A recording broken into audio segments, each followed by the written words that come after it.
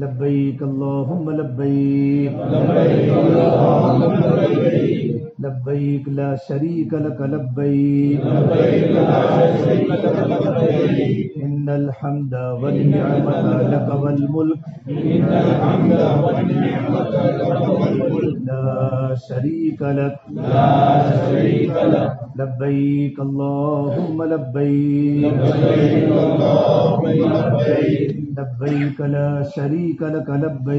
لبیک لا شریک لک لبیک ان الحمد والنعمت لک والملک لا شریک لک لبیک اللہم لبیک لبیک لا شریک لک لبیک ان الحمد والنعمت لک والملک لا شریک لک ایک دم اللہ کی محبت دل میں ہو نا، اس طریقے پر آدمی جو ہوتا ہے مجنون اپنی مجنونہ کے بارے میں، عاشق اپنی معشوقہ کے بارے میں جو گیت پڑھتا ہے، جو نغمہ پڑھتا ہے، جو محبت کی باتیں پڑھتا ہے، اس طرح اللہ کو حاضر ناظر رکھ کر لبیک پڑھو. لبیک اللہم لبیک لبیک لا شریک لک لبیک ان الحمد والنعمت لک والملک لا شریک لک. بسم اللہ الرحمن الرحیم. الحمد لله الذي هدانا إلى الإيمان والإسلام. نشهد أن لا إله إلا الله وحده لا شريك له، ونشهد أن سيدنا وسندنا وأولانا ومولانا محمدا عبده ورسوله صلى الله عليه وعلى آله وأصحابه وأتباعه. أما بعد فأعوذ بالله من الشيطان الرجيم. بسم الله الرحمن الرحيم. وأذن في الناس بالحج يأتوك رجالا وعلى كل ضامر يأتون من كل فج عميق. وقال النبي صلى الله تبارك وتعالى عليه وسلم: الحج المبرور ليس له جزاء إلا الجنة. وقال النبي صلى الله تبارك وتعالى عليه وسلم: الحاج والعمار وفد الله إن دعوه أجابهم وإن استغفروه غفر لهم، او كما قال النبی صلی اللہ تبارک و تعالی علیہ وسلم. میرے محترم پیارے بھائیوں اور میری محترم دینی ماں بہنوں، ماشاءاللہ ابھی ہم جہاں ٹھہرے ہیں وہ مقدس سرزمین ہے جس کا نام مکۃ المکرمہ ہے. ہمارے جب تھوڑے دن زیادہ ہو جاتے ہیں، 10 دن 12 دن، تو ہم اپنے شہر جیسے ہو جاتے ہیں. جیسے ایلول میں ہوتے ہیں، ہمت نگر میں ہوتے ہیں، آنند میں ہوتے ہیں، احمد آباد میں ہوتے ہیں، کرناٹک میں ہوتے ہیں. آدمی جہاں کا ہوتا ہے ویسا ہو جاتا ہے. 12 بجے آنا کمرے میں، 1 بجے کمرے میں آنا، 2 بجے کمرے میں آنا، 11 بجے کمرے میں آنا. اب مکۃ المکرمہ میں کبھی آپ ٹیکسی میں گھومیں گے تو جگہ جگہ پر ایک بورڈ لکھا ہوا ہے: اتق اللہ انت فی حدود الحرم. یہ بندے تو اللہ سے ڈر، تو حرم کے حدود میں ہے. یہاں کی ایک نیکی 1 لاکھ کے برابر ہے، اور یہاں کا گناہ انسان کو ہلاک کرتا ہے. اور جگہ جگہ پر لکھا ہوگا: اذکر اللہ، اللہ کا ذکر کرو، اللہ کا ذکر کرو. یہ مقدس سرزمین ہے. یا انسان جو بھی آتا ہے وہ معمون ہو جاتا ہے. ومن دخلہ کان آمنا. یا جو بھی آتا ہے معمون، یہاں تک کہ جانوروں کو پتا ہے کہ یہ سرزمین مقدس ہے، یا شکار نہیں ہوگا. اخنس بن شریق ابو سفیان بن حرب ایک بار بیت اللہ کے تھوڑے سے آگے جو ہے ابراہیم خلیل روڈ مسفلا، یہ دونوں وہی کھڑے تھے حدود حرم کے پاس. اور اچانک بیڑیے نے ہرن پر حملہ کیا، اور ہرن آگے جا رہا ہے، بیڑیا پیچھے آ رہا ہے. اور جیسے حدود حرم کی بورڈ آئے، حدود حرم کی، تو فوراً ہرن نے جمپ لگایا اور اندر چلا گیا. تو بیڑیے نے اپنے پیروں کو روک لیا. بیڑیے نے، بخاری شریف کی حدیث ہے. ابو سفیان اس وقت یوں کا واہ عجبا، کتنی بڑی تعجب کی بات ہے کہ بیڑیا بھی حرم کے حدود کو جانتا ہے. اس کو بھی پتا ہے کہ حرم میں شکار نہیں ہو سکتا. تو اس وقت ایک بھیڑیا اپنی دم پر کھڑے ہو کر کہا وا عجبا من ذالک. اس سے بڑی تعجب کی بات میں بتاؤں کہ محمد عربی صلی اللہ تبارک و تعالی علیہ وسلم لوگوں کو اللہ کی دین کی دعوت دے رہے ہیں, اللہ کی طرف بلا رہے ہیں, اور تم لوگ لوگوں کو کفر کی طرف بلاتے ہو. یہ بھیڑیے نے یہ بات کہی. ابو سفیان اس وقت اخنس بن شریق یوں کہا, یہ بات تو مکہ مکرمہ میں کسی کو مت کہنا, ورنہ سارے مکہ والے اسلام قبول کر کے محمد عربی صلی اللہ تبارک و تعالی علیہ وسلم کے غلام بن جائیں گے. تو بھائی سرزمین مقدس ہے مکۃ المکرمہ, جس کو عربی میں مکہ بھی بولتے ہیں, مکہ بھی بولتے ہیں. اور زندگی کا ہمارا پہلا حج بھی ہو سکتا ہے, آخری حج بھی ہو سکتا ہے. بڑی مدتوں کے بعد کسی نے 7 سال سے, کسی نے 8 سال سے, کسی نے 9 سال سے حج کے فارم بھرے تھے. کوئی قسمت والا تھا جس کا اس سال ہی فارم بھرا تو آ گیا. لیکن بڑی تمناؤں کے بعد اللہ نے مجھے اور آپ کو اپنے گھر پر پہنچایا ہے. تو مکۃ المکرمہ میں رہنے کے آداب ہے. مکۃ المکرمہ یہ وہ جگہ ہے جہاں اللہ کے نبی صلی اللہ تبارک و تعالی علیہ وسلم کی زندگی کے 53 سال گزرے ہیں. آپ کی پیدائش بھی یہاں ہوئی, آپ نے بکریاں بھی یہاں چرائی, آپ کی والدہ مکۃ المکرمہ میں تھی, آپ کی نکاح بھی یہاں ہوئے, آپ کی چاروں کے چاروں بیٹیاں یہاں ہوئی, اور آپ کی سب سے بڑی بیوی حضرت خدیجہ رضی اللہ تعالیٰ, جو اللہ کے نبی کی سب سے بڑی, سب سے پہلی بیوی, زوج محترمہ, جن سے اللہ نے 4 بیٹیوں کو پیدا کیا, ان کی قبر مکہ میں ہے, جنت المالا, جو قبرستان ہے جنت المالا. کبھی موقع ملے تو عصر کے بعد وہاں جاؤ چلتے چلتے, وہاں بھی ہزاروں صحابہ بھی ہیں, اور اللہ کے نبی کی اہلیہ بھی ہیں, اور اللہ کے نبی کا بیٹا ابراہیم بھی ہے. ابراہیم تو خیر مدینہ میں ہے. اللہ کے نبی کی بیوی خدیجہ ہے, اور آپ صلی اللہ تبارک و تعالی علیہ وسلم کی ایک بیوی میمونہ. اب مکۃ المکرمہ سے مدینہ منورہ جائیں گے تو جگہ آئے گی جہن, وہاں بالکل سڑک پر کنارے پر اللہ کے نبی کی بیوی کی قبر ہے, اور باقی ساری کی ساری بیویاں حضور کی مدینہ منورہ میں بقیع میں مدفون ہیں. ہمیں استحضار ہونا چاہیے کہ میں کس زمین پر ہوں. یہاں جس طریقے پر ہنسنا مذاق کرنا اپنے گھر پر ہوتا ہے, یہاں نہیں ہوتا. یا تو آدمی ڈسپلن کے ساتھ 24 گھنٹے کہ میں اللہ تبارک و تعالیٰ مجھے دیکھ رہے ہیں, یہ اللہ تبارک و تعالیٰ کے حرم میں ہو, ان کیفیت کے ساتھ جب بندہ رہے گا. آج جمعہ کے دن مسجد راجی میں جمعہ پڑھنا ہوا, امام حرم نے کیا خطبہ دیا ہے. امام حرم نے خطبے میں پورے آنے والے حجاج کو ہلا دیا, اور کہا تم کس سرزمین پر بیٹھے ہو, تمہارا مذاق کرنا, تمہارا ہنسنا, تمہارا بلڈنگوں میں راتوں کو لیٹ آنا اور گلیوں میں گھومنا اللہ کے یہاں پکڑ کا ذریعہ بن سکتا ہے.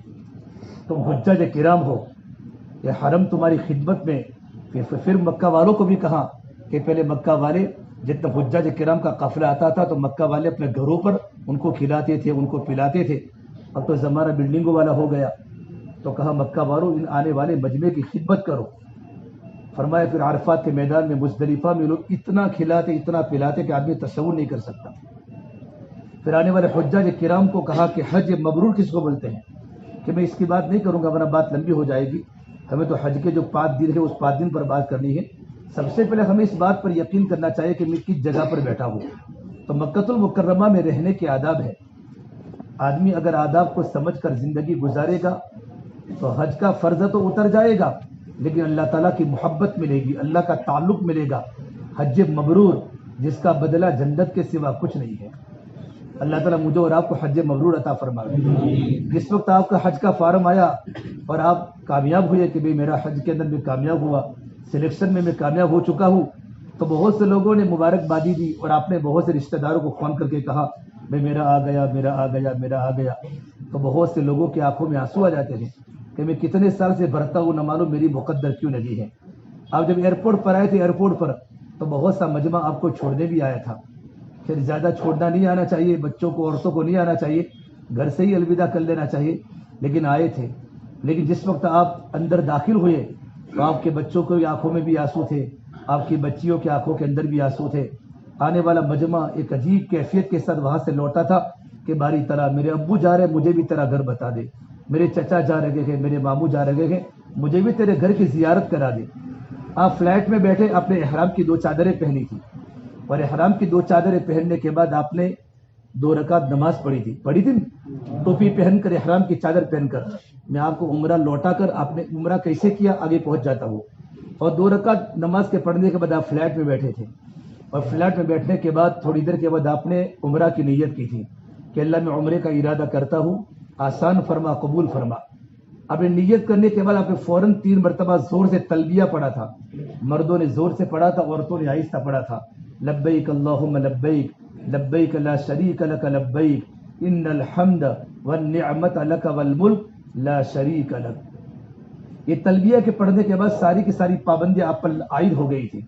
آپ پابندیوں کے ساتھ فلیٹ میں تلبیہ پڑھتے پڑھتے پڑھتے آپ جدہ پہنچے۔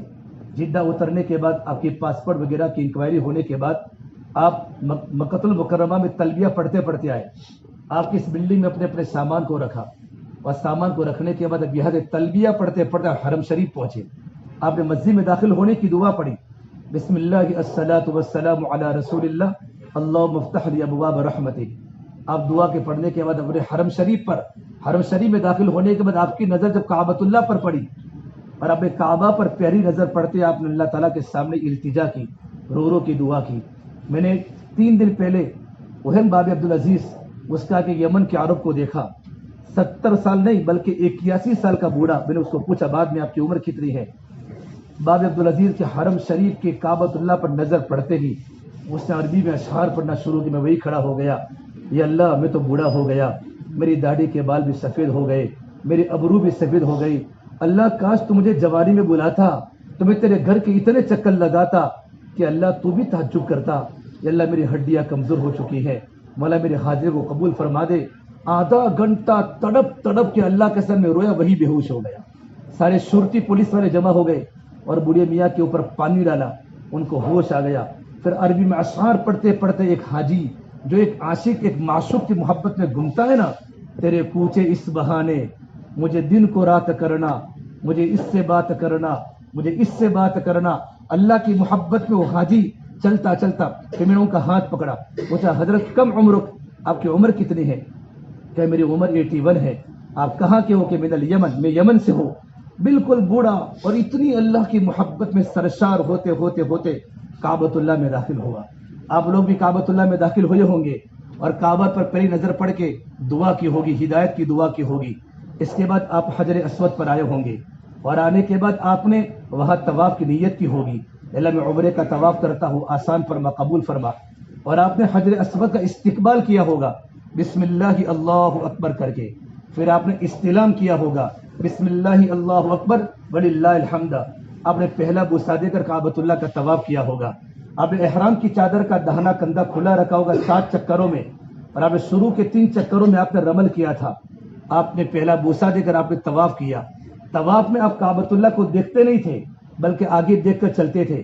آپ نے تیسرا کلمہ پڑھا تھا، اللہ کی بڑائی، اللہ کی تکبیر، اللہ کی تحمید، پڑھتے پڑھتے اللہ کی محبت میں گنگناتے آپ نے پہلا طواف پورا کیا۔ اب رکن یمانی پر آئے تھے، اور رکن یمانی پر آ کر آپ کی زبان پر یہ دعا تھی، اللہم انی اسألک العفو والعافیہ فی الدنیا والآخرہ ربنا آتنا فی الدنیا حسنہ وفی الآخرۃ حسنہ وقنا عذاب النار۔ اتنی ہی دعا ہے۔ آگے لوگ پڑھتے ہیں وادخلنا الجنۃ مع الابرار یا عزیز یا غفار یا رب العالمین، یہ پڑھ سکتے ہیں، لیکن صرف اتنی دعا ہے۔ آپ جب یہ دعا پڑھی دعا تو رکن یمانی پر 70 فرشتے کھڑے تھے، 70 ملکن الرکن الیمانی۔ آپ نے دعا پڑھی، ساری فرشتوں نے اس وقت آپ کی دعا پر آمین کہا۔ رکن یمانی کے وقت دعا قبول ہوتی ہے اگر آپ نے اس کیفیت کے ساتھ، اگر آپ نے احرام باندھ کر اگر آپ نے طواف کیا ہوگا، پھر آپ دوبارہ حجر اسود پر آئے ہوں گے اور آپ نے اپنا منہ یوں کیا ہوگا، کعبۃ اللہ پر کھڑی نظر کر کے بسم اللہ اللہ اکبر کر کے آپ نے دوسرا بوسہ دیا ہوگا، دوسرا چکر، تیسرا بوسہ، تیسرا چکر، چوتھا بوسہ، چوتھا چکر، پانچواں بوسہ، پانچواں چکر، چھٹا بوسہ، چھٹا چکر، ساتواں بوسہ، ساتواں چکر آپ نے پورا کیا ہوگا، اور آپ نے 8واں بوسہ دیا ہوگا، یہ آپ نے طواف کیا ہوگا۔ اور طواف کے بعد آپ نے 2 رکعت واجب مطاف میں مقام ابراہیم کے پاس یا کہیں بھی مطاف میں آپ نے 2 رکعت واجب الطواف پڑھی ہوگی۔ اس کے بعد آپ نے کیا ہوگا، صفا مروہ کی سعی، لیکن صفا مروہ کی سعی کرنے کے پہلے آپ نے 9واں بوسہ دیا ہوگا۔ پھر اب حجر اسود کے پاس اگر آپ نے پھر استلام کیا ہوگا بسم اللہ اللہ اکبر وللہ الحمد یوں کر کے اپنے ہاتھوں کو چوما ہوگا، آپ صفا پہاڑی پر پہنچے ہوں گے، اور صفا پہاڑی پر پہنچنے کے بعد آپ نے نیت کی ہوگی کہ اللہ میں صفا مروہ کی سعی کرتا ہوں، آسان فرما، قبول فرما۔ اور آپ نے صفا پہاڑی پر چڑھ کر کعبۃ اللہ پر نظر کر کے آپ نے 5 منٹ 10 منٹ آپ نے دعا کی ہوگی، اور آپ نے یہ دعا کی ہوگی ابدأ بما بدأ اللہ بہ ان الصفا والمروہ من شعائر اللہ۔ اس کے بعد آپ صفا سے مروہ کی طرف دوڑے ہوں گے، ملین اخضرن جہاں گرین لائٹیں ہیں وہاں مرد دوڑتے ہیں اور یہ دعا پڑھتے ہیں رب اغفر ورحم وتجاوز عما تعلم انک انت العز الاکرم، اور آپ چوتھا کلمہ پڑھتے پڑھتے مروہ پہنچے ہوں گے۔ صفا مروہ کی سعی میں انسان کی ہر دعا قبول ہوتی ہے۔ 14 مقامات ایسے ہیں آپ جو دعا کروں گے صبح میں شام کو آپ کی دعا قبول ہوتی ہوئی دکھے گی۔ حضرت مولانا ابراہیم صاحب دامت برکاتہم فرماتے ہیں بندہ جو بھی دعا اللہ کی بارگاہ میں کرتا ہے یا تو وہ دعا مقبول ہوتی ہے یا تو محفوظ ہوتی ہے، مردود نہیں ہوتی۔ اور یہ تو کعبہ ہے، یہ تو حرم شریف ہے جہاں انبیاء علیہ السلام کے قدم مبارک پڑے ہیں، اور آپ نے مروہ پر کھڑے ہو کر آپ نے دعا کی ہوگی، پھر مروہ سے صفا پر آئے ہوں گے، صفا سے مروہ پر، مروہ سے صفا پر، صفا سے مروہ پر، مروہ سے صفا پر، اور صفا سے مروہ پر آپ کا 7واں چکر پورا ہو گیا، اور 7ویں چکر کے پورا ہونے کے بعد آپ نے دعا کی ہوگی، پھر آپ نے 2 رکعت نفل پڑھی ہوگی۔ 2 رکعت کا پڑھنا سنت ہے، اور 2 رکعت کے پڑھنے کا پھر آپ نے کیا کیا ہوگا، آپ نے حلق کرا دیا ہوگا۔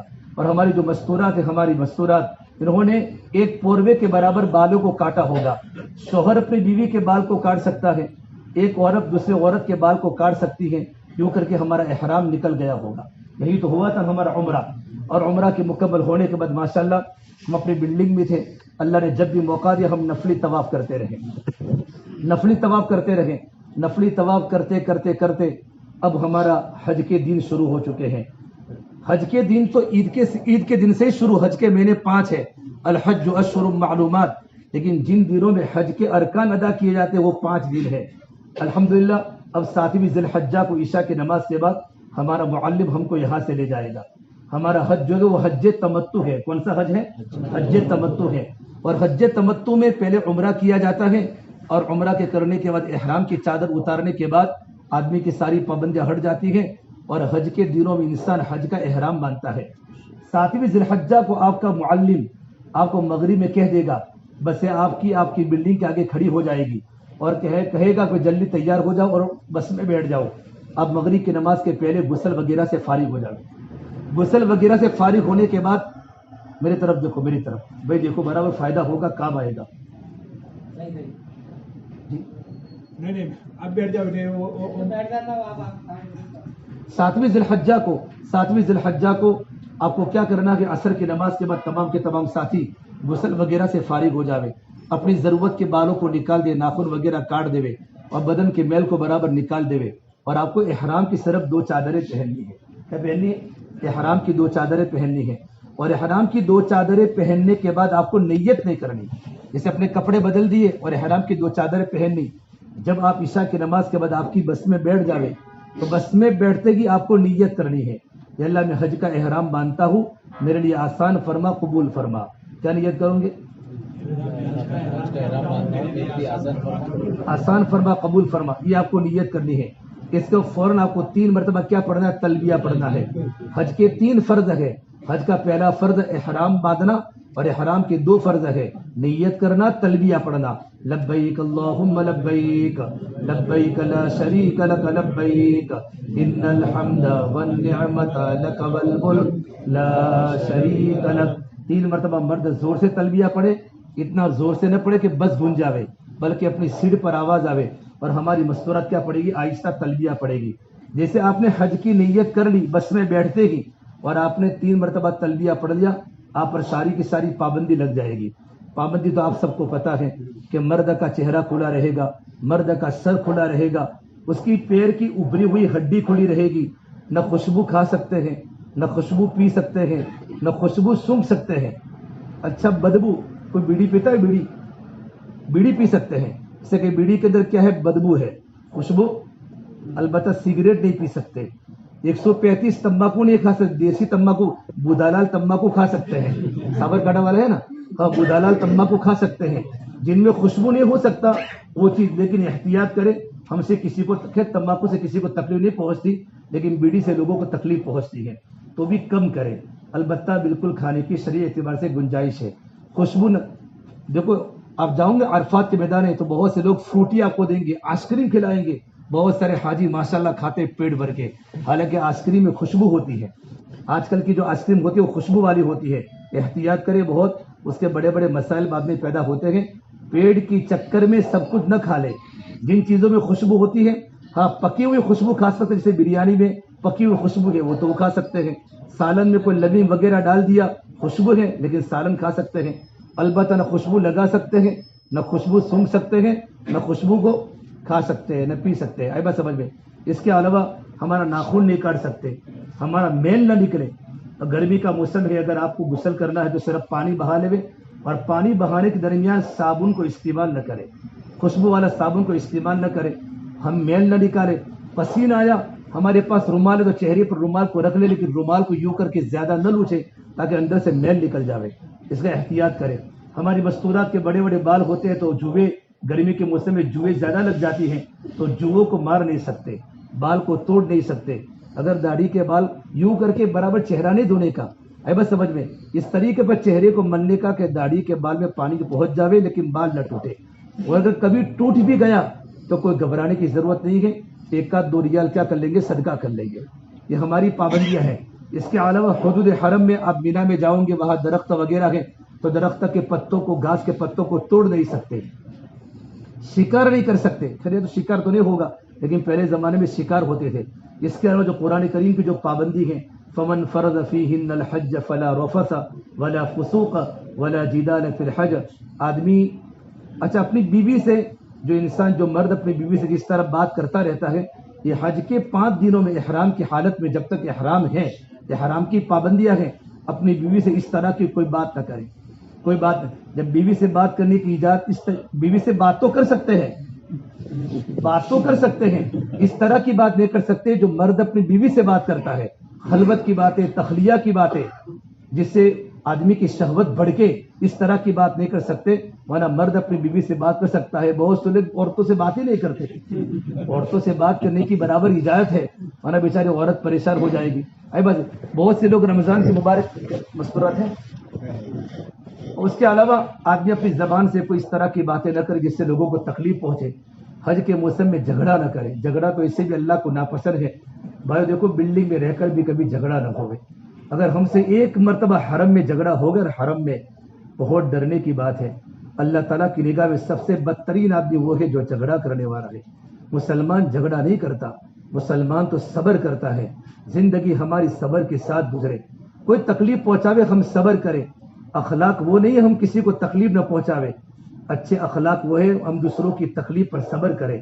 اللہ کے نبی صلی اللہ تبارک و تعالی علیہ وسلم نے کتنا صبر کیا ہے، کتنا صبر کیا ہے، جب قرآن کریم کی آیت نازل ہوئی، یا ایھا المزمل قم اللیل الا قلیلا، اے نبی آپ پوری رات کھڑے ہو جاؤ، تو اللہ کے نبی صلی اللہ تبارک و تعالی علیہ وسلم اور آپ کی پوری صحابہ کی جماعت جو اس وقت موجود تھی، پوری رات نفلیں پڑھتی تھی، تو اللہ کا حکم ہے نبی جی اتنے نماز میں مت تھکو، عبادات میں کثرت مطلوب نہیں ہے، عبادات میں اعتدال مطلوب ہے، اور میرے نبی پر بریک لگائی، توہا ما انزلنا علیک القرآن لتشقى الا تذکرۃ لمن یخشی، نبی ہم نے آپ پر قرآن کریم کو اس لیے نازل نہیں کیا کہ آپ مشقت میں پڑ جاوے، نبی آرام کا بھی حق ہے، آپ کی جان کا بھی حق ہے، آپ کی بیویوں کا بھی حق ہے، اسے آپ صلی اللہ تبارک و تعالی علیہ وسلم آدھی رات تک آرام فرماتے تھے، اور تہائی رات میں آپ اڑتے تھے اور اللہ کے سامنے مناجات کرتے تھے۔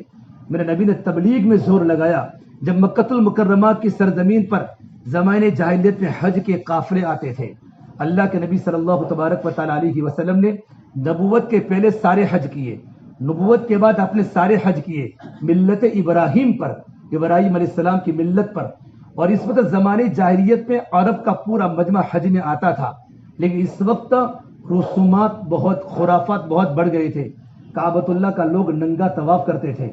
میرے آقا صلی اللہ تبارک و تعالی علیہ وسلم نے حج کی فرضیت کے بعد صرف آپ نے ایک حج کیا ہے، لیکن آپ نبوت کے پہلے بھی اور نبوت کے بعد بھی ابراہیم علیہ السلام کی ملت پر حج کرتے تھے، اور اب آنے والے قافلوں میں اللہ کی دین کی دعوت دیتے تھے، آنے والے قافلوں کو کلمے کی تبلیغ کرتے تھے، اے لوگوں کلمہ پڑھ لو، اے لوگوں کلمہ پڑھ لو۔ میرے بھائیوں میں اگر آپ کو وہ مقدس مقامات کی وہ جگہ بتلاؤں جس جگہ پر سرکار مدینہ کا پسینہ بہا ہے، میرے اور آپ کی طرح ہم مکہ کی گلیوں میں گھومتے ہیں، وہ تو پہاڑ تھے پہاڑ، اور سرور کونین سرکار دو عالم صلی اللہ تبارک و تعالی علیہ وسلم پہاڑوں پر چڑھتے تھے، اترتے تھے، اللہ کے بندوں کو اللہ کی دین کی دعوت دیتے تھے۔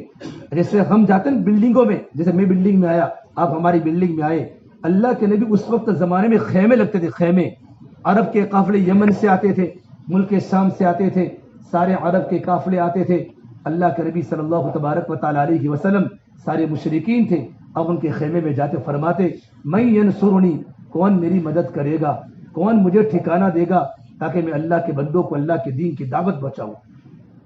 حضرت منیب ازدی فرماتے ہیں میں نے احرام بندہ ہوا تھا، زمانے جاہلیت میں میں نے سرور کونین سرکار دو عالم صلی اللہ علیہ وسلم کو دیکھا، آپ ایک خیمے میں گئے اور خیمے والوں کو جمع کر کے آپ نے بات فرمائی اور آپ نے اللہ کے دین کی دعوت دی۔ خیمے والوں نے میرے نبی کے چہرے پر تھوکا، فمنہم من تفل فی وجہہ، اللہ کے نبی کے چہرے پر تھوکا، آپ نے یہ خیمہ چھوڑا، دوسرے خیمے میں چلے گئے تو لوگوں نے میرے نبی کے چہرے پر مٹی ڈالی، ومنہم من حثى علیہ التراب، کون سا چہرہ؟ سرکار مدینہ کا چہرہ۔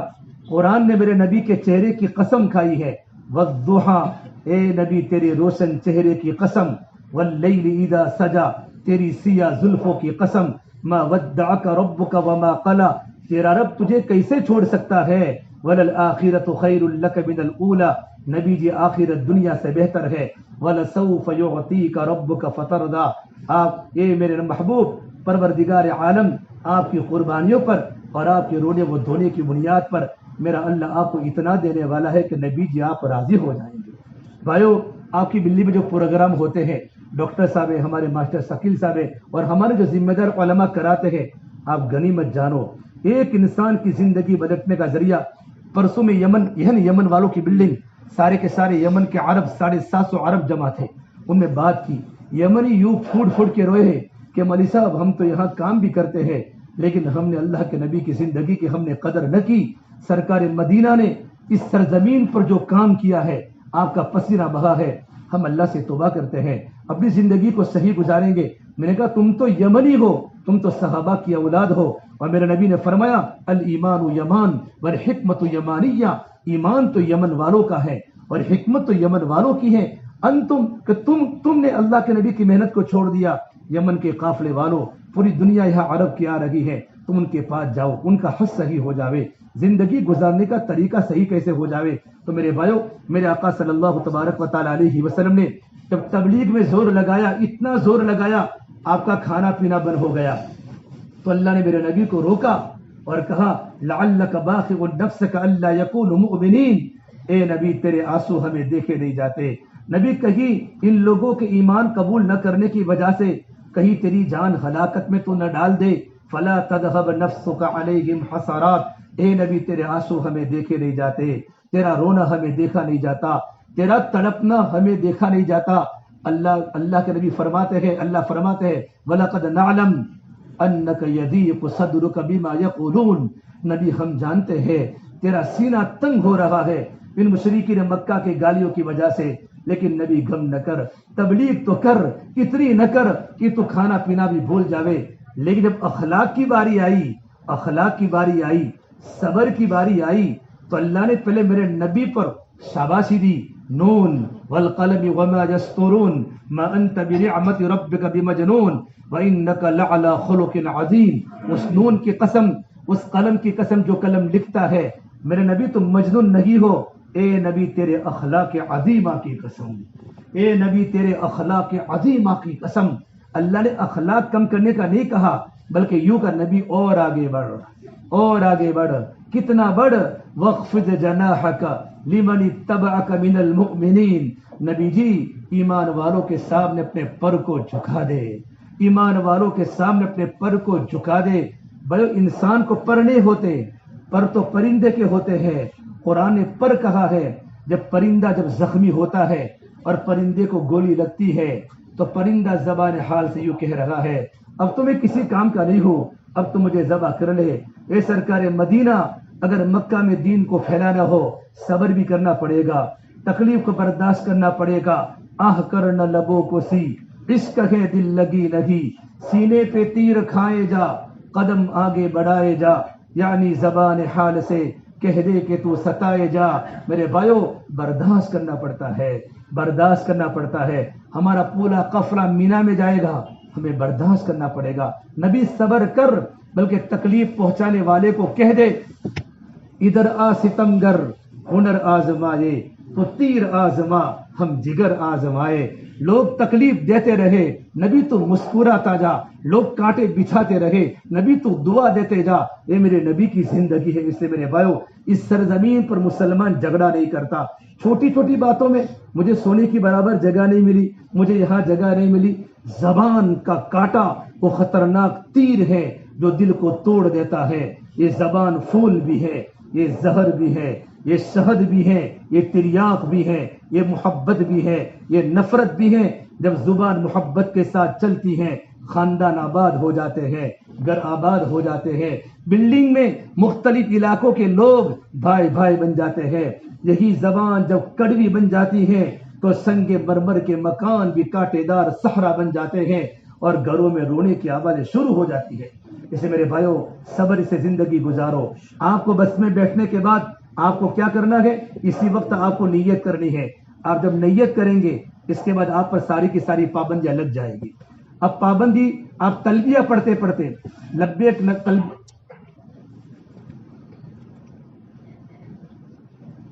لبیک پڑھتے پڑھتے آپ کو معلم اپنے خیمہ نمبر آپ کو آج مل جائے گا، آپ کے خیمے میں آپ کو پہنچا دے گا۔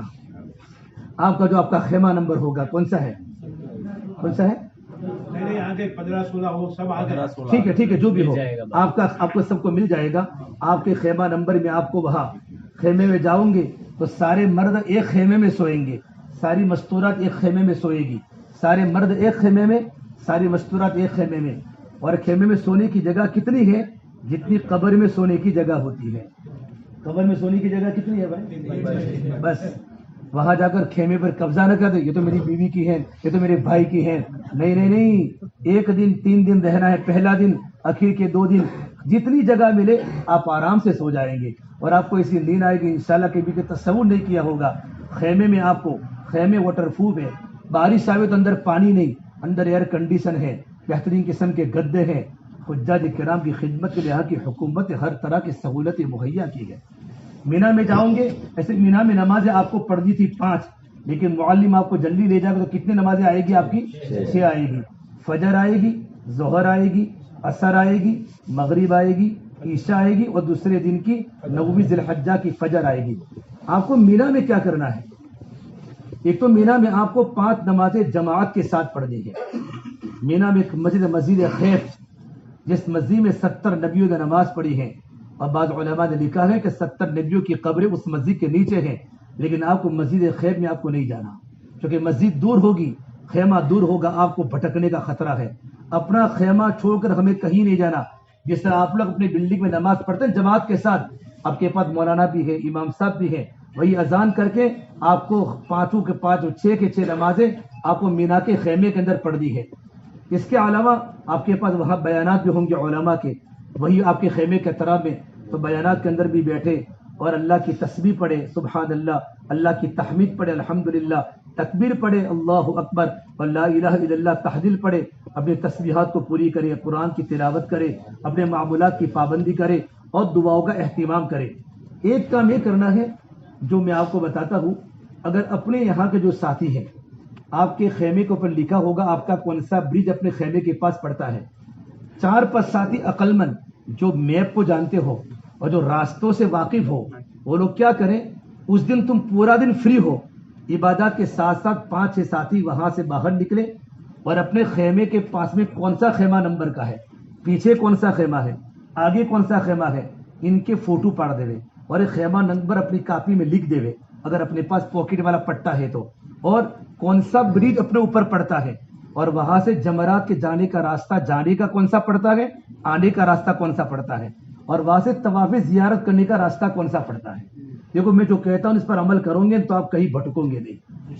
اور یہ 5-6 ساتھی پوری رہبری کے ساتھ پورا دیکھ لے کہ اگر ہمارے حجوں کے مزدلفہ میں جانے کے بعد معلم آپ کو چھوڑ دے گا، مزدلفہ میں جانے کے بعد حاجی 3 دن گھومتے ان کو اپنا خیمہ نہیں ملتا، روڈ بھول جاتے ہیں، کوئی بیٹا باپ سے الگ، بھائی بھائی سے الگ، قافلے والوں سے ساتھی الگ ہو جاتا ہے۔ اس لیے میرے بھائیو، ہم عقل مند لوگ ہیں۔ آج کا زمانہ نیٹ کا زمانہ ہے، ہر ایک کے پاس موبائل ہے، ہمارے پاس پورا میپ کا نقشہ ہوگا کہ ہمارا خیمہ ہے، اس کے اطراف میں خیمے نمبر کون سے ہیں۔ تو آپ چلتے چلتے آئیں گے کہ 56 نمبر کا خیمہ ہے، ہمارا 16 17 ہے، دیکھو ہمارا خیمہ آ گیا ہے نا۔ یہاں بھی کیسا ہے، سامنے 102 بلڈنگ ہے، اس طرف 4 نمبر کی بلڈنگ ہے، تو آدمی بھٹکتا ہی رہتا ہے۔ کتنے لوگ ملنا چاہتے ابھی تک مل نہیں سکے۔ اسی طریقے پر خیموں کی ترتیب اسی طریقے پر ہوتی ہے کہ اپنے خیمے کے اطراف میں خیموں کے نمبرات لے لے، اور اپنے وہاں 3 بریج پڑتے ہیں، 3 بریج، تو کون سا بریج اپنے اوپر آتا ہے، آپ جب طواف زیارت کرنے آؤ گے تو آپ یوں کہوں گے بھی میرا معلم نمبر، آپ کا کارڈ بتاؤں گے تو وہ آپ کو لائے گا نہیں، آپ کو بریج بتانا پڑے گا، تو سیدھا بریج سے ٹیکسی لا کر آپ کے خیمے کے آگے کھڑی کر دے گا۔ ہے بس سمجھ میں؟ اس طریقے پر ہمارے ساتھی مشورے کے ساتھ، اب ساتھی تھوڑے جمع ہو فجر کے مشورے میں، فجر مشورہ ہوتا ہے نا، اور جمع ہو کہ 2 دن آپ کو مشورہ کرنا ہے، آپ کو 2 دن اپنے کمرے میں آرام کرنا ہے۔ جوان ساتھی ٹیکسی کے ذریعے اگر حرم شریف جانا چاہتے ہیں تو 2-3 طواف کر کے آ جاوے، بقیہ وقت آرام میں لگاوے، اللہ کی عبادت میں لگاوے، اور ہمارے بوڑھے ساتھی ابھی بالکل حرم شریف نہ جاوے، آپ 2 دن بالکل آرام کرو، کیونکہ یہ طواف نفل ہے اور حج کیا ہے، فرض ہے۔ اتنا سارا خرچہ کر کے ہم حج میں آئے ہیں، نفل طواف کے لیے تو آپ عمرہ کے ذریعے بھی آ سکتے ہیں، اللہ موقع دے کم خرچے میں، لیکن حج دوبارہ آپ کو نہیں ملے گا، اور حج کے لیے انرجی چاہیے، آپ کو طاقت چاہیے، آپ کو سکون۔ اس لیے مینا کا پورا دن آرام کا ہے۔ کون سا دن ہے؟ پہلا دن پورا کون سا ہے؟ آرام کا ہے۔ مینا میں آپ نے 5 نمازیں پڑھ دی۔ 9ویں ذی الحجہ کو فجر کی نماز کے پڑھنے کے بعد ہمیں کیا پڑھنا ہے؟ تکبیر تشریق، جو ہر مرد پر بھی واجب ہے، عورت پر بھی واجب ہے۔ مرد زور سے پڑھیں گے، عورتیں آہستہ پڑھیں گی۔ اللہ اکبر اللہ اکبر لا الہ الا اللہ واللہ اکبر اللہ اکبر وللہ الحمد، اللہ اکبر لا الہ الا اللہ واللہ اکبر اللہ اکبر وللہ الحمد۔ بعض روایت میں اتنا بھی ہے، اللہ اکبر لا الہ الا اللہ اللہ اکبر واللہ اکبر وللہ الحمد۔ واو آگے بھی ہے پیچھے بھی ہے کہ تکبیر تشریق کا پڑھنا مردوں پر بھی واجب، مرد زور سے پڑھیں گے۔ 9ویں ذی الحجہ کی فجر سے لے کر 13ویں ذی الحجہ کی عصر تک ہر فرض نماز کے بعد آپ کو تکبیر تشریق پڑھنا ہے۔ 9ویں ذی الحجہ کا سورج نکل جاوے، اس کے بعد آپ کا معلم آپ کو عرفات کے میدان میں لے جائے گا۔ مینا سے عرفات 9 کلومیٹر ہے۔ کتنا کلومیٹر ہے؟ مینا سے عرفات 9 کلومیٹر ہے۔ آپ گاڑی میں جاوے، بس میں جاوے، اور اگر کسی انسان کو ٹرین کی بھی سہولتیں ہیں، آئے بس سمجھ میں، جن لوگوں کو میٹرو کی جو پٹی دی ہے نا، پٹی، اس کا مطلب کہ آپ کا خیمہ میٹرو کے قریب ہے۔ یہ آپ کو کب دیکھنا ہے؟ مینا کے پہلے دن آپ کو دیکھ لینا ہے کہ اسٹیشن کہاں پڑتا ہے، اسٹیشن پہ جانے کا راستہ کون سا، اسٹیشن سے آنے کا راستہ کون سا، یہ آپ کو برابر دیکھ لینا ہے۔ پھر آپ کو جس میں بھی جانا ہو تو آپ مینا سے عرفات پہنچیں گے، آپ ظہر کے پہلے کوئی 10 بجے پہنچے گا، کوئی 11 بجے پہنچے گا، ٹرین میں جاؤں گے جلدی پہنچ جاؤں گے، آپ آدھے گھنٹے میں پہنچ جاؤ گے۔ عرفات کے میدان میں جانے کے بعد، عرفات کے میدان میں حج کے جو 3 فرض ہیں، حج کا دوسرا فرض ہے وقوف عرفات، عرفات کے اندر ٹھہرنا، یہ حج کا فرض ہوتا ہے۔ بلکہ جتنے بھی حجاج کرام مکہ المکرمہ میں آئے ہیں اور آنے کے بعد بیمار ہو چکے ہیں، ICU میں بے ہوش ہے، ان کو بھی یہاں کی گورنمنٹ حکومت ان کو ایمبولینس میں لے کر عرفات کے میدان میں بہت بڑا ہاسپٹل ہے، ان کو وہاں لاتے تاکہ ان کا حج ہو جائے۔ اتنی پابندی یہاں کی حکومت کراتی ہے۔ عرفات کے میدان میں کب سے کب تک ٹھہرنا ہے؟ جیسے عرفات کے میدان میں آپ آ جاؤ، وہاں سے لے کر سورج ڈوبنے تک آپ کو عرفات کے میدان میں رہنا ہے۔ عرفات کے میدان میں کیا کرنا ہے؟ ظہر کی نماز کے وقت میں آپ کو ظہر پڑھنی ہے، ظہر کی اذان کرنی ہے، اور ظہر کی تکبیر کرنی ہے، اور ظہر کے وقت میں ظہر کی نماز پڑھیں گے۔ عصر کی اذان کریں گے، عصر کی تکبیر کہیں گے، اور عصر کے وقت میں عصر کی نماز پڑھیں گے۔ اس کے علاوہ آپ کو ظہر کی نماز کے بعد آپ کو 3 تسبیحات کو پڑھنا ہے۔ مسلم شریف کی روایت ہے کہ عرفات کے میدان میں اللہ تعالیٰ کی رحمت متوجہ ہوتی ہے، اللہ پہلے آسمان پر آتا ہے۔ شیطان جتنا اس دن ذلیل ہوتا ہے، اس دن شیطان کبھی ذلیل نہیں ہوتا۔ بڑے بڑے ابدال، بڑے بڑے مجدد، بڑے بڑے غوث اور 45-40 لاکھ کا حجاج کرام کا مجمع عرفات کے میدان میں جمع ہوتا ہے۔ عرفات کا میدان دعا کا میدان ہے، عرفات کا میدان دعا کا میدان ہے۔ آپ کو 100 مرتبہ چوتھا کلمہ پڑھنا ہے۔ کتنی مرتبہ؟ 100 مرتبہ۔ لا الہ الا اللہ وحدہ لا شریک لہ، لہ الملک ولہ الحمد یحیی ویمیت بیدہ الخیر وہو علی کل شیء قدیر.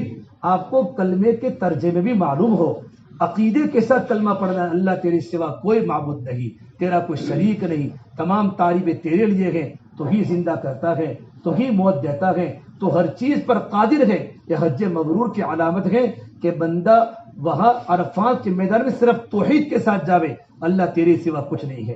تو 100 مرتبہ چوتھا کلمہ پڑھنا ہے، اور 100 مرتبہ درود ابراہیم جو ہم نماز میں پڑھتے ہیں، اللہم صلی علی محمد وعلی آل محمد کما صلیت علی ابراہیم وعلی آل ابراہیم انک حمید مجید. اللہم بارک علی محمد وعلی آل محمد کما بارکت علی ابراہیم وعلی آل ابراہیم انک حمید مجید پڑھ کے کتنا جملہ بڑھانا ہے؟ وعلینا معہم. کتنا بڑھانا ہے؟ پڑھوں گے انشاءاللہ 100 مرتبہ کم سے کم. میرے نبی پر درود 1000 مرتبہ پڑھو تو 1000 مرتبہ پڑھو. بہت سے اللہ والوں نے عرفات کے میدان میں 10,000 مرتبہ اللہ کے نبی پر درود پڑھا ہے. آدمی کو عشق چاہیے، محبت چاہیے. جیسے جیسے در محبوب قریب آتا ہے، دل کہتا ہے پہنچوں میں نظر سے پہلے. حج میں جانے کی خوشی ہونی چاہیے، بوجھ نہ ہو. اب تو مجھے اللہ کے گھر پر جانا ہے، مجنون بن کے جانا ہے. معشوق سہولتوں کو نہیں دیکھتا، وہ تو اللہ کے گھر کو دیکھتا ہے. اور حاجی میلا کچیلا ہوتا ہے. حاجی کیا ہوتا ہے؟ میلا کچیلا ہوتا ہے. پورے مینا کے اندر آپ کو تلبیہ پڑھنا ہے، عرفات کے میدان میں تلبیہ زور سے پڑھنا ہے. جب اللہ کے نبی صلی اللہ تبارک و تعالیٰ علیہ وسلم اب عرفات کے میدان میں آئے، آپ نے آرام فرمایا. جبرائیل آئے، یا رسول اللہ فرماتے ہیں اپنے صحابہ سے کہو کہ تلبیہ زور سے پڑھے. لبیک اللہم لبیک لبیک لا شریک لک لبیک ان الحمد والنعمت لک والملک لا شریک لک. ان 3 اور تیسری تسبیح قل هو سورہ اخلاص پڑھنا ہے 100 مرتبہ. قل هو اللہ احد اللہ الصمد لم یلد ولم یولد ولم یکن له کفوا احد. آپ کو 100 مرتبہ پڑھنا ہے. اس کے علاوہ وقت ملے تو میرے بھائیو 2 کی 3 کی ٹولی ملا کر باتیں نہیں کرنا. ہم تیسرا کلمہ پڑھیں گے، استغفار پڑھیں گے، اللہ کے سامنے دعا کریں گے. پھر عصر کی نماز کے بعد آپ کو مستقل اللہ کے سامنے کھڑے ہو کر دعا کر دی ہے. اللہ کے نبی صلی اللہ تبارک و تعالیٰ علیہ وسلم جب عرفات کے میدان میں آئے، آپ عصر کے بعد جبل رحمت پر پہنچے. آپ کو جبل رحمت پر نہیں جانا، آپ کو اپنا خیمہ نہیں چھوڑنا، آپ کو اپنا خیمہ نہیں چھوڑنا، ورنہ خیمے سے نکل جاؤں گے دوبارہ مشکل ہو جائے گا. اپنے خیمے میں عصر کی نماز جماعت کے ساتھ پڑھے، 4 رکعت پڑھے. اس کے بعد آپ کو کھڑے کھڑے اللہ کے سامنے دعا کرنی ہے. آپ دیکھیں گے عرفات کے میدان میں آپ ان لوگوں کو بھی دیکھیں گے جو غفلت سے بیٹھے بیٹھے ہنسی مذاق کرتے ہوں گے. آپ ان لوگوں کو بھی دیکھیں گے جو گھنٹوں گھنٹوں اللہ کے سامنے تڑپ تڑپ کے روتے ہوگے، ان کی داڑھی تر ہوتی ہوگی. حدیث پاک میں ہے یہ 3 تسبیحات جب بندہ پڑھتا ہے تو اللہ تبارک و تعالیٰ فرشتوں کو فرماتے میرے فرشتوں دیکھو میرے بندے پراگندہ بال پراگندہ حال دور دراز سے میری محبت میں آئے ہیں. اے میرے پیارے بندو، آج تمہارے گناہ ریت کے ذرات کے برابر ہو، سمندر کے جاگوں کے برابر ہو، آسمان کے ستاروں کے برابر ہو. اے میرے بندو، اگر تم نے گناہ اتنے کیے ہو کہ آسمان و زمین بھر جاوے، آج میں تم سے راضی ہو چکا، میں نے تمہارے سارے گناہوں کو معاف کر دیا. یہ اللہ کی طرف سے اعلان ہوگا، میں نے تمہارے سارے گناہوں کو معاف کر دیا. یہ حجاج کرام تمہارے سارے گناہوں کو نہیں، تم جس کے بارے میں نام لے کر میرے سامنے ہاتھ اٹھاؤ گے کہ اللہ میری بوڑھی ماں قبر میں چلی گئی، میرا بوڑھا باپ قبر میں چلا گیا. اور میرے بھائیوں، آج امام راضی نے جمعہ کے خطبے میں کہا ایسے ایسے گناہ اللہ کے سامنے کھولیو جو کسی کو پتہ نہیں اللہ کے سوا. ایسے اندھیروں میں گناہ ہم نے کیے ہیں، اللہ بڑھاپے میں وہ گناہ ہوئے جوان گناہ کرتا ہے. ایسے میرے گناہ بڑھاپے میں ہوئے ہیں. نظروں نے کتنا غلط دیکھا ہے، زبان نے کتنوں کو دھوکہ دیا ہے، کتنوں کو جھوٹ بولا ہے، راتوں کو بستر ناپاک کیے ہیں، اور خلوتوں میں عجیب عجیب قسم کی موبائلوں میں چیزیں دیکھی ہیں.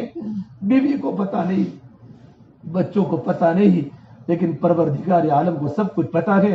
بندہ ان کیفیت کے ساتھ کھڑے کھڑے دعا کرے، کھڑے کھڑے تھک جاوے بیٹھ کے دعا کرے، بیٹھ کے تھک جاوے سو سو کے دعا کرے. اللہ مجھے معاف کر دے، اللہ مجھے معاف کر دے. سرور کونین سرکار دو عالم صلی اللہ تبارک و تعالیٰ علیہ وسلم عصر کے بعد اپنے اونٹنی پر تھے، قصوہ پر تھے. 1.25 لاکھ صحابہ کا مجمع عرفات کے میدان میں تھا، اور ہم نے 6 گھنٹے اپنے امت کے لیے دعا فرمائی. کتنے گھنٹے؟ 6 گھنٹے مسلسل، بیچ میں آرام نہیں، مسلسل اونٹنی پر بیٹھے ہیں، بے آرام سواری، پیچھے تکیہ نہیں ہے، اوپر کوئی سایہ نہیں ہے، اپریل کا مہینہ ہے، اے اللہ میری امت، اے اللہ میری امت، اپنے امت نے رو رو کے تڑپ تڑپ کی دعا مانگی ہے۔ کون سی امت؟ ڈرگس کھانے والی، رشوت پر چلنے والی، ماں باپ کو دھکا مارنے والی، اس گنہگار امت کے لیے میرے نبی نے تڑپ تڑپ کر اللہ سے دعا فرمائی ہے۔ صحابہ فرماتے ہمیں پتہ نہیں اللہ کے نبی روزے کی حالت میں ہے کہ نہیں ہے، تو ام فضل نے آپ کو پیالے میں دودھ پیش کیا، اللہ کے نبی نے دودھ نوش فرمایا، تب صحابہ کو معلوم پڑا کہ اللہ کے نبی روزے کی حالت میں ہے نہیں ہے، ورنہ آپ نے اس کے علاوہ کچھ نہیں کیا۔ وہی عرفات کے میدان میں ایک صحابی اپنے اونٹنی پر سے گر گئے اور ان کا انتقال ہو گیا۔ آپ نے فرمایا ان کی قبر یہی بنا دو عرفات کے میدان میں، ان کا سر بھی کھلا رکھو، ان کا چہرہ بھی کھلا رکھو، جب آخرت میں اٹھیں گے تو لبیک اللہم لبیک کہتے کہتے اٹھیں گے۔ آپ نے 6 گھنٹے مسلسل اپنے امت کے لیے دعا کی ہے۔ اسے علامہ اقبال نے روتے روتے کہا ہے، کسی غم گسار کی محنتوں کا میں نے عجیب صلہ دیا، جسے میرے غم نے بلا دیا اسے میں نے جی سے بلا دیا، میں تیرے مزار کی جالیوں کی محنتوں میں لگا رہا، تیرے دشمنوں نے تیرے چمن میں خزاں کا جال بچھا دیا۔ میرے بھائیو، جس نبی نے سمت کے لیے اتنا قربان کیا ہو، آج کا حاجی 5 منٹ دعا نہیں کر سکتا، 1 گھنٹہ دعا نہیں کر سکتا، کوئی ماں اپنے بیٹے کے لیے آدھا گھنٹہ دعا عرفات کے میدان میں نہیں کر سکتی۔ وہ نبی کتنا پیارا، کتنا محبت والے نبی سرور کونین صلی اللہ علیہ وسلم نے اپنے امت کے لیے 6 گھنٹے دعا فرمائی۔ سورج کے ڈوبنے کے بعد میرے بھائیو، دیکھو معلم کہے گا حاجی حاجی حاجی حاجی حاجی، بس میں بٹھاوے تو بس میں بیٹھ جانا، انکار مت کرنا، وہ وقت دعا کی قبولیت کا وقت ہوتا ہے، لیکن سورج ڈوبنے کے پہلے ہماری بس نہ اٹھے۔ آپ کو ٹرین میں جانا ہے تو سورج کے ڈوبنے کے بعد ہی روانہ ہو۔ 7 کو سورج غروب ہوتا ہے، 7 کے بعد 9 کو عرفات کا میدان چھوڑے۔ آپ نے عرفات کا میدان چھوڑ دیا، مزدلفہ میں چلے گئے، واپس دوبارہ عرفات میں سورج ڈوبنے کے پہلے نکل گئے تو آپ پر دم لازم ہوگا۔ سورج ڈوبنے کے بعد آپ کو کہاں جانا ہے؟ بولو، وہاں سے مزدلفہ جانا ہے۔ عرفات سے مزدلفہ 6 کلومیٹر ہے۔ عرفات سے مزدلفہ کتنا کلومیٹر؟ 6 کلومیٹر ہے۔ ہمارا قافلہ عرفات سے چلے گا، سورج کے ڈوبنے کے بعد مزدلفہ پہنچے گے انشاءاللہ۔ ٹرین میں جائیں گے، بہت دھکا مکی ہوگی، بہت دھکا مکی ٹرین میں ہوگی۔ بھائیو، اس وقت اپنی زبان کو سنبھالنا، ہم سے کسی کو دھکا نہ لگ جاوے، صبر کرنا صبر کرنا صبر کرنا صبر کرنا۔ حاجی جلدی گرم ہو جاتا ہے، جلدی گرم ہو جاتا ہے، دماغ کا توازن کھو بیٹھتے۔ بھائیو، ہم بہت سنبھل کے چلنا، ٹرین میں ایسا نہیں ہوگا بھئی 45 لاکھ کا 40 لاکھ کا مجمع ایک جگہ پر ہے، ٹرین میں مجمع کتنا بیٹھے گا؟ سب کو ٹرین میں بیٹھنے کا موقع، ہم جہاں بھی ہو، ہجوم ہو، ہم صبر کریں۔ اگر کوئی دھکا لگ جاوے، کوئی جان بوجھ کر دھکا مارتا نہیں ہے، اگر لگ جاوے تو ہم کیا کریں گے؟ بولو، صبر کریں گے۔ عرفات سے مزدلفہ جانا ہے، مزدلفہ پہنچ گئے، 9 بجے پہنچے، 10 بجے پہنچے، 11 بجے، بعد لوگ رات کو 3 بجے پہنچتے ہیں۔ مزدلفہ میں جانے کے بعد آپ کو کیا کرنا ہے؟ دیکھو، عرفات کے اندر بھی خیمے ہیں، عرفات کا خیمہ کا نمبر بھی آپ کو ملے گا، ابھی آپ تو مینا کا ملا ہے، عرفات کے اندر بھی خیمے ہیں، لیکن مزدلفہ میں کوئی خیمہ نہیں۔ مزدلفہ پہنچنے کے بعد ایک مسجد مشعر حرام ہے، قرآن کریم ہے، فَإِذَا أَفَضْتُم مِّنْ عَرَفَاتٍ فَاذْكُرُوا اللَّهَ عِندَ الْمَشْعَرِ الْحَرَامِ وَاذْكُرُوهُ كَمَا هَدَاكُمْ۔ دوسرے پارے میں اللہ نے پورے حج کو کھولا ہے۔ مشعر حرام کے اطراف میں کہیں بھی موقع ملے، پورا میدان تمام کے تمام حاجی وہی سو جاتے ہیں۔ جیسے یہاں سے نکلتے وقت کیا لے کر جاؤں گے؟ اپنے سامان میں ایک چادر لینا، ایک دری لینا۔ یہ چادر اور دری کہاں کام آئے گی؟ آپ کو مزدلفہ میں ہی کام آئے گی۔ تھوڑا سا ناشتہ لینا، یہ ناشتہ آپ کو مینا میں بھی ضرورت نہیں پڑے گی، عرفات میں بھی آپ کو ضرورت نہیں پڑے گی، آپ کو کھانا حکومت کی طرف سے ملے گا۔ بہت کھلاتے ہیں معلم لوگ، اور اللہ کے نیک بندے اتنا کھلاتے ہیں کہ اگر تم پورے سال کا راشن جمع کرنا چاہو تو راشن جمع کر سکتے ہو۔ لوگ اپنے گھروں کے دروازے عرب لوگ کھول دیتے ہیں، لیکن مزدلفہ میں آپ کو کوئی پوچھے گا بھی نہیں، آپ کو پانی کی بوتل تک نہیں ملے گی۔ یہ مزدلفہ میں حال ہوتا ہے۔ مزدلفہ میں لوگ میدانوں میں پڑے رہتے ہیں، اور جہاں مزدلفہ شروع ہوتا ہے وہی حجاج کرام سو جاتے ہیں، ہم وہاں نہ سوئے۔ ہم چلتے چلتے دور، جتنا دور جاؤ گے اتنا مینا قریب پڑے گا، کیونکہ مینا جانا آپ کو، جتنا دور جاؤں گے اتنا مینا قریب پڑے گا۔ آپ کو مزدلفہ میں جانے کے بعد اپنی جگہ سیٹ کر لی، اس وقت آپ کو عشاء کے وقت میں آپ کو 2 نمازیں پڑھنی ہے۔ دیکھو کیسے پڑھنی ہے، مغرب کی اذان کرنا، مغرب کی تکبیر کہنا اور مغرب کی 3 رکعت فرض. السلام علیکم ورحمۃ اللہ، السلام علیکم ورحمۃ اللہ. فوراً عشاء کی نماز بغیر تکبیر کے. عشاء کی نماز 4 رکعت فرض پڑھنی ہے. اس کے بعد مغرب کی سنتیں پڑھیں گے، عشاء کی سنتیں پڑھیں گے، 3 رکعت وتر واجب پڑھیں گے. اپنے سامان کو برابر کر لیا، اپنی دریا بچھا لی، چادری بچھا لی، آپ کو آرام کرنا ہے. اور مزدلفہ کی رات جو ہے وہ شب قدر کی رات کے برابر ہے. تھکن نہ ہو، طاقت ہو تو اللہ سے مانگے، رو رو کے دعا کرے. تہجد کا موقع ہو تہجد پڑھے، اللہ کا ذکر کرے. اگر کچھ نہ کر سکو تو دعا پڑھ کے سو جاؤ مزدلفہ کی رات میں. اور سونے کے پہلے آپ کو کیا کرنا ہے؟ مزدلفہ میں آپ کو کنکریاں چننی ہے. کیا چننی ہے؟ کنکریاں چننے میں آپ خالی اپنے بستر کے نیچے یوں ہاتھ مارو گے تو 200 ہاتھ میں آئے گی. اتنی کنکریاں مزدلفہ میں بچھائی ہے. بعض علماء نے لکھا ہے پروردگار عالم زمین سے کنکریوں کو نکالتا ہے. یہاں کی حکومت کنکریوں کو بچھاتی ہے. کنکریاں کنکریاں کنکریاں کنکریاں. اسے آپ کو 80-90 کنکریاں ایک ایک ساتھی کو لینی ہے. مرد کی الگ، عورت کی الگ. اپنی تھیلی میں جمع کر لے. اگر آپ کے پاس پانی موجود ہے تو کنکریوں کو دھو لے. اگر پانی نہ ہو تو کوئی کنکریوں کو دھونے کی ضرورت نہیں ہے. دھونا اس لیے کہ میدان پڑا ہے، کہیں سے کوئی گزرا ہو، پیشاب والی ہوئی ہو، اگر آپ نے نہیں دھوئی تو بھی آپ کی کنکریاں لگ جائے گی، صحیح ہو جائے گی. اس کے بعد آپ آرام کریں مزدلفہ کی رات میں. مزدلفہ کے دن فجر کی نماز ہو جاوے. فجر کی نماز 10ویں ذی الحجہ، 10ویں ذی الحجہ کو فجر کی نماز کے بعد سے لے کر سورج نکلنے تک، یہ سورج نکلنے کے پہلے تھوڑی دیر مزدلفہ کے میدان میں ٹھہرنا یہ واجب ہے. وقوف مزدلفہ. حج کے کتنے واجب ہے؟ 6 واجب ہے. کتنے؟ اس میں پہلا واجب مزدلفہ میں ٹھہرنا. یہ سارے کے سارے معلم اچھا مزدلفہ میں کہیں گے فجر میں بس والے چلو چلو چلو چلو، آپ کی تو ٹرین ہے، اس لیے کوئی بس والا سورج نکلنے تک ٹھہرے گا نہیں. اور مزدلفہ میں جانے کے بعد سب حاجی بکھرتے ہیں. جو بکھرتے ہیں وہی بکھرتے ہیں، اس سے پہلے کوئی نہیں بکھرتا. عرفات میں ساتھ میں ہوتے ہیں، مینا میں ساتھ میں ہوتے ہیں. لیکن مزدلفہ میں آپ نے چادر بچھائی، آپ انہوں نے کہا تھوڑی دور بچھاوے تو آپ کے بیچ میں کوئی عرب ہو جائے گا.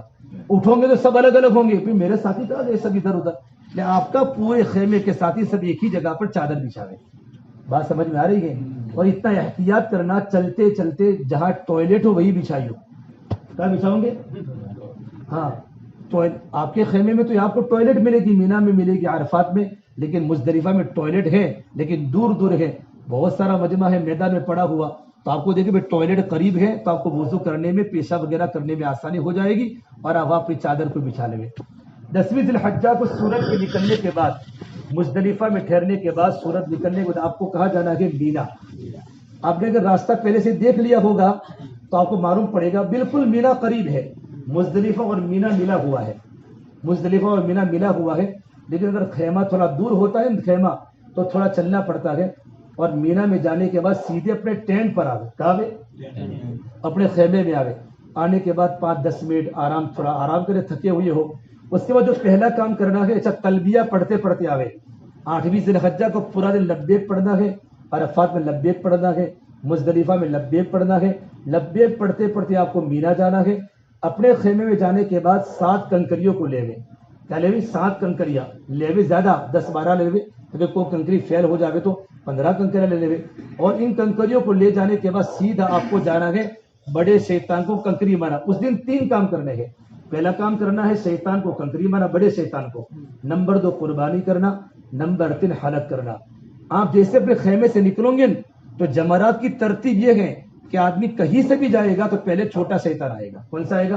اسمال شیطان. آپ کو وہاں کنکری نہیں مارنی. اس کے بالکل بازو میں تھوڑا آگے میڈیم شیطان. آپ کو وہاں کنکری نہیں مارنی پہلے دن. اور آگے جاؤں گے تو آپ کو ملے گا بڑا شیطان. وہ شیطان نہیں ہے لوگ جوتے مارتے ہیں، غصے ہو کر مارتے ہیں. وہ کوئی شیطان نہیں ہے، وہ جگہ ہے جس جگہ پر شیطان ابراہیم علیہ السلام کو اکسایا تھا، بہکایا تھا. ورنہ شیطان تو روزانہ ہمارے ساتھ ہی رہتا ہے. آئے بات سمجھ میں؟ ابھی ایک جگہ پہ میں بات کرنے گیا تھا حج میں آنے کے پہلے احمد آباد شہر میں، جمال پور میں. تو ایک ڈون وہاں کا جا رہا تھا مافیا، حج میں آ رہا، ابھی آیا ماشاءاللہ بیچارہ تھوڑا ایسا ہی تھا. تو میں بات کرنے کے بعد کہا مولانا اب اس کو اگر کنکری مارو چلے؟ اگر اس کو کنکری مار لے تو چلے. مذاق میں کہا تھا. میں نے کہا بھائی دیکھو جو ہے جمرات، وہ جمرات وہ خالی وہ جگہ ہے، وہ پتھر ہے، پوری دیوار ہے دیوار، اور نیچے کیا گول دائرہ ہے. آپ کو کنکری مارنی ہے، 7 کنکریاں الگ الگ مارنی ہے، مرد الگ مارے گا، بیوی الگ مارے گی، اور کنکری مارتے وقت آپ کو کیا کرنا ہے؟ نیت کرنی ہے بسم اللہ اللہ اکبر رغما للشیطان ورضا للرحمن اللہ واجعل حجا مبرورا وسعیا مشکورا وذنبا مغفورا. اتنا تو آپ کو آئے گا نہیں، دن تو بہت تھے، آپ نے یاد کیا نہیں، تو کتنا پڑھیں گے؟ بسم اللہ اللہ اکبر. کتنا؟ یوں کر کے آپ کنکری ماریں گے سیدھی دیوار پر. دیوار پر مارنے کے بعد کنکری آپ کی گول دائرے میں گرنی چاہیے. کنکری ماری سیدھی آپ کی طرف آئی تو کنکری فیل، کنکری ماری گول دائرے سے باہر پڑی تو کنکری فیل. جو نیچے کنکریاں جو پڑی ہوئی ہے وہ ان لوگوں کا حج جو اللہ کی بارگاہ میں قبول نہیں ہوتا، ان کی کنکریاں زمین پر پڑی ہوتی ہے. سے اللہ کے واسطے نیچے گیری ہوئی کنکری کو ہم نہیں اٹھائیں گے، ہم جو لائیں کنکری وہی کنکری کو ماریں گے. جب کنکری آپ ماریں گے تو آپ کو دکھے گی. یہ علامہ سیوطی نے لکھا ہے جب انسان اتنے ہجوم میں کنکری مارے گا تو بھی اس کو اپنی کنکری دکھائی دے گی، اللہ آنکھوں کو تیز کر لے گا اور آپ کی کنکری جہاں گرے گی وہ آپ کو دکھائی دے گی. اتنے بڑے مجمع میں آپ نے کنکری ماری، گول دائرے میں گری ایک، یوں کر کے 7 کنکریاں مارنی ہے، اور 7 کنکریاں کے مارنے کے بعد آپ کو دعا بولو، دعا نہیں کرنی. کنکری مارنے کا صحیح طریقہ کون سا ہے؟ کہ داہری طرف بیت اللہ ہو، بائیں طرف مینا ہو. کیا ہو؟ بائیں طرف مینا ہو. لیکن ہجوم میں سب دیکھنے کا نہیں، جہاں موقع ملے وہاں مار دینے کی. ایک ساتھی نے وہ خلیفہ کو مسئلہ پوچھا، امام صاحب میں سمندر میں تیر رہا تھا تو میرا منہ قبلہ کی طرف ہو یا میری پیٹھ قبلہ کی طرف ہو؟ امام صاحب نے فرمایا بھائی تیرا منہ تیرے کپڑے کی طرف ہو. تیرا منہ تیرے کپڑے کی طرف ہو، ورنہ تیرے کپڑے چلے جائیں گے تو کہاں آئے گا؟ ایسے ہجوم کے وقت میں جہاں بھی آدمی کو موقع ملے آدمی کیا کرے گا؟ بڑے شیطان کو کنکری مارے گا. کنکری کے مارنے کے بعد آپ کو اپنا خیمہ یاد ہوگا تو آپ چلے جائیں گے. پہلے دن راستہ دیکھ لیو، کنکری مارنے کے بعد راستہ یاد نہیں ہے کہ کہاں خیمے میں جانا ہے. تو کنکری تو مار لی لیکن میرا خیمہ نمبر کون سا تھا؟ جانے کا راستہ، آنے کا راستہ برابر دماغ میں رکھے. احمد سمجھ میں؟ اپنے خیمے میں آنے کے بعد آپ کا دوسرا کام ہے قربانی کرنا. قربانی اس میں یہ 3 کی ترتیب واجب ہے. پہلے بڑے شیطان کی کنکری ہوگی، پھر قربانی ہوگی، پھر حلق ہوگی. قربانی کے آپ کی جو بھی سسٹم ہو، سسٹم کے بعد قربانی آپ کی ہو جاوے تو قربانی کے بعد پھر کیا کرنا ہے؟ حلق کرنا ہے. اگر آپ نے حلق قربانی کے پہلے کیا تو آپ پر دم واجب ہوگا. یہ تینوں کام کرتے کرتے آپ کی عشاء ہو جائے گی. کیا ہو جائے گی؟ یہ نہیں کہ صبح میں ہو جائے گا. کنکری بات لوگوں کی مغرب بات لگتی ہے، کنکری قربانی تو چھوڑو، اتنا ہجوم ہوتا ہے، اس لیے مغرب یا عشاء ہو جائے گی. کیا کتنے کام کرنے کے آپ کو بولو؟ کنکری مارنی ہے، قربانی کرنی ہے، حلق. یہ تینوں کے تینوں کیا ہے؟ حج کے واجبات میں ہے. پہلا کون سا واجب تھا؟ مزدلفہ میں ٹھہرنا ایک واجب، کنکری مارنا تینوں دن واجب، قربانی کرنا واجب، حلق کرنا واجب، پھر طواف زیارت کے بعد صفا مروہ کی سعی کرنا واجب، الوداع طواف کرنا واجب. اب آپ کو کیا کرنا ہے؟ طواف زیارت کرنا ہے. یہ تینوں عمل ہو گئے. طواف زیارت کے بارے میں سنو. طواف زیارت کے 3 دن ہیں. کتنے دن ہیں؟ 10ویں ذی الحجہ کی فجر، ابھی آپ مزدلفہ میں جائیں، 10ویں ذی الحجہ کی فجر سے لے کر 10ویں ذی الحجہ کا پورا دن، 11ویں ذی الحجہ کا پورا دن، 12ویں ذی الحجہ کے سورج ڈوبنے تک آپ کو کنکری طواف زیارت کا وقت ہے. اسے میری تو رائے ہے کہ آپ 10ویں ذی الحجہ کو طواف زیارت کو مکہ نہ آوے، آپ کو ٹائم بھی نہیں ملے گا. 11ویں کو فجر کے بعد آپ کو کوئی کام نہیں ہوگا کیونکہ دوسرے دن کی کنکری کب لگے گی؟ زوال کے بعد لگے گی. اس لیے آپ 11ویں ذی الحجہ کو فجر کی نماز اول وقت میں پڑھ کے آپ سیدھے مکۃ المکرمہ آ جاوے، اور مکۃ المکرمہ میں آنے کے بعد آپ کیا کریں گے؟ طواف زیارت. یہ حج کا فرض ہے. اچھا آپ نے حلق کرا لیا اور عورت نے اپنے سر کے بال کٹوا دیے 10ویں ذی الحجہ کو، آپ پر حرام کی پابندی ختم ہو گئی. آیا سمجھ میں؟ اپنے کپڑے بدل دے، خوشبو لگاوے، خوشبو کھاوے، جو بھی کھانا وہ کھاوے، ناخن کاٹے، بال کاٹے، ساری کی ساری پابندیاں ختم ہو گئی. اب میاں بیوی کا جو مسئلہ ہے وہ طواف زیارت کے بعد ہی حل ہوگا. تو طواف زیارت کرنا مرد پر بھی فرض ہے، عورت پر بھی فرض ہے. اگر طواف زیارت کے بعد بھی اگر آدمی چلا گیا اپنے وطن میں تب بھی اپنے عورت کے ساتھ انسان زندگی نہیں گزار سکتا، اور عورت نے اگر طواف زیارت نہیں کی تو اپنے شوہر کے ساتھ عورت زندگی نہیں گزار سکتی. تو 11ویں ذی الحجہ کو میرا مشورہ ہے 11ویں کی فجر کے بعد یا 12ویں کی فجر کے بعد آپ لوگ چلے جائے مکۃ المکرمہ اور طواف زیارت کر لیں. ایسا ہی طواف زیارت کرنا ہے. اللہ میں طواف زیارت کرتا ہوں، آسان فرما، قبول فرما. اور نیت نہیں کی تو بھی طواف زیارت ہی ہوگا. 8 بوسے 7 چکر 2 رکعت واجب. اس کے بعد صفا مروہ کی آپ کو صحیح کرنی ہے. یہ حج کا 5واں واجب ہے. کیا کرنی ہے؟ صفا مروہ کی صحیح کرنا ہے. طواف زیارت کے کرنے کے بعد کمرے میں مت آ جانا کہ چلو مکہ سے بالکل کمرہ قریب ہے, تھوڑا آرام کر کے پھر جاوے. بہت سے حجاج کرام آ جاتے ہیں, آپ کو سیدھا کہاں جانا ہے؟ مینا جانا ہے. واپس کہاں جانا ہے؟ مینا جانا ہے. اور 11ویں ذی الحجہ کو ظہر کی نماز کے بعد 3 شیطانوں کو کنکری مارنی. اس کا ٹائم ظہر سے لے کر فجر تک, ظہر سے لے کر 12ویں ذی الحجہ کی فجر تک. ظہر میں بہت گرمی ہوگی. ابھی الراجی کے جمعہ کے خطبے امام صاحب نے یوں فرمایا, اتنی گرمی ہم نے کبھی نہیں دیکھی. اور یہ فرمایا ہمارے عرب کی گرمی جتنی ہوتی سب سے گرمی ابھی جوانی میں ہے. حجاج کرام بغیر چھتری کے پیدل نہ چلے, اور انہیں پیدل حج نہ کرنے کی ترغیب دی جمعہ کے خطبے میں. اگر جن حضرات کو پیدل حج کرنا ہو چھتری کے بغیر نہ کرے, ورنہ خطرہ ہے کہ 15-20 منٹ کے بعد وہ بے ہوش ہو کے گر جائے گا. گرمی جب چونکہ سر کھلا رہے گا, چھتری لے کر سکتے ہیں باللہ, لیکن بغیر امبریلا کے اور بغیر چھاتے کے آدمی پیدل حج نہ کرے. انہوں نے خاص تاکید فرمائی جمعہ کے خطبے میں. انہوں نے رو کے فرمایا حجاج کرام دیوانگی کے سفر میں بھول جاتے ہیں, اتنی گرمی کے موسم میں اگر بیمار ہو گئے تو آگے تمہارا طواف زیارت ختم ہو جائے گا, بیمار تمہارا حج ادا نہیں ہوگا. اس لیے حج کے ارکان کے اندر بہت سنجیدگی کے ساتھ مشورے سے کرے. ٹھیک ہے. 11ویں ذی الحجہ کو ظہر کی نماز کے بعد آپ کو کنکری ظہر کے بعد جاوے, عصر کے بعد جائے, مغرب بعد جاوے, عشاء کے بعد جاوے, لیکن فجر کے پہلے پوری کرنی ہے. پہلے چھوٹے شیطان کو ماریں گے 7 کنکری, پھر کیا کریں گے بولو؟ دعا کریں گے. 15-20 منٹ دعا کرے, جم کر, جلد بازی نہ کرے. بازو میں شیطان ہے دوسرا, بازو میں جب میڈیم کو مارے تو کیا کریں گے؟ دعا کریں گے. اس کے بعد بڑے کو مار کر دعا نہیں کریں گے. اپنے کمرے میں آ گئے. اب 12ویں ذی الحجہ کو پھر ظہر کی نماز کے بعد صبح آرام کرے, اللہ کا ذکر کرے وغیرہ کرے, قرآن پڑھے.